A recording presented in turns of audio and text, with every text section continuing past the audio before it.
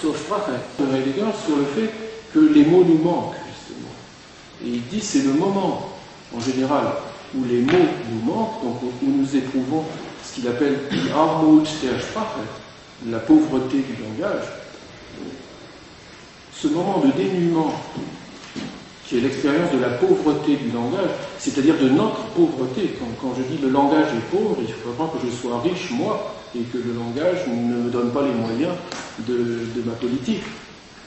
Lorsque j'éprouve que le langage est pauvre, j'éprouve que je suis pauvre, c'est-à-dire je ne sais pas comment dire ce que j'éprouve. Et en un sens, ce moment d'épreuve de la pauvreté du langage, c'est le moment où je découvre la richesse du langage, Reichtum der Sprache. C'est-à-dire que là, je découvre que c'est à moi de trouver dans la langue, dans l'être de la langue, das Wesen der Sprache, les ressources d'invention, de création qui vont me permettre, sinon de dire, du moins de montrer, sinon de parler, du moins de dire. On dit toujours ce sprechen, parler, et sagen, nennen, nommer, sagen, dire, vraiment.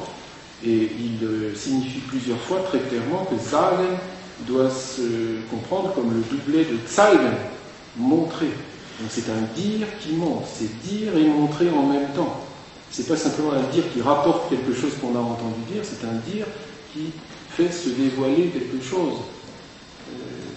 Et l'idée c'est que la langue, nous pouvons nous rapporter à elle d'une manière telle qu'elle nous permette d'inventer les modes du dire qui vont être du véritable zeigen, du sagen, zeigen.